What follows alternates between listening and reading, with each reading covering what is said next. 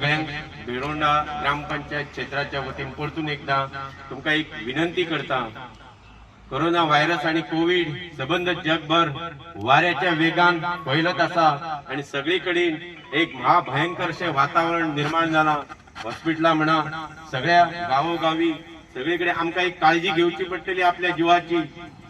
आज जीवन हे सामके विस्कळीत जाऊन पडलेले असा आणि अशा तऱ्हेन हो वाऱ्याच्या वेगान परत एकदा कोरोना फैलावत चाललेला असा। म्हणून प्रत्येक नागरिकाक ह्या ग्रामपंचायत क्षेत्राच्या वतीन हांव विनंती करता की प्रत्येक मनशान काळजीपूर्वक घरातले बाहेर सरचे, गरज असल्यारच घरातल्यान बाहेर सरचो, नाजाल्यार विनाकारण घरांतून बाहेर सरचे न्हू।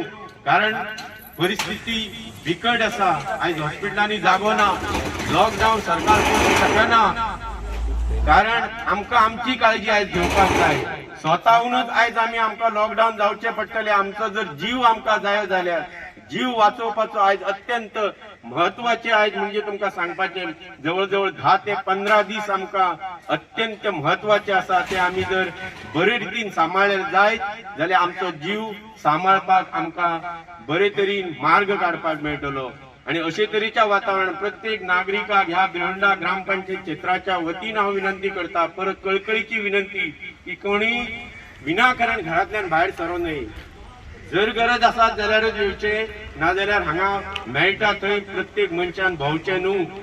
कारण तुम्ही संबंध हॉस्पिटलां पळयता, आज मडगांव सारख्या हॉस्पिटलां, गव्हर्नमेंट हॉस्पिटल, पणजे सारख्या जीएमसीन आज जागोना मनशांक दवरतलो जाल्यार कितलेशे लोक पॉझिटिव्ह जाता। एक मनीस कितलेशा मनशांक पॉझिटिव्ह करूंक शकता। घरातले वातावरण बिगडता, एका मनशाक लागून सबंद घर विस्कळीत जाता। ताका लागून प्रत्येकान एक काळजी घेवया।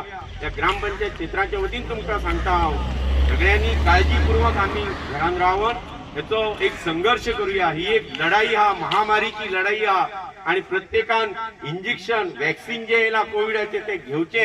आम्ही हांगा कॅम्प केलो, बरोचसो प्रतिसाद मेळ्ळो। काही लोक उरल्या, त्यांच्यानी आमच्या मडगावच्या आमच्या वाळपईच्या हॉस्पिटलान वचून ते कोविडचे इंजेक्शन घेवचे, जेणे करून आज संबंध देशभर जे वातावरण फैलावला, जे वातावरण निर्माण झाला ते शांत करपाक देवाकडे प्रार्थना करूया। आम्ही सगळ्यांनी एकवट राहून महामारीचो सामनो करूया।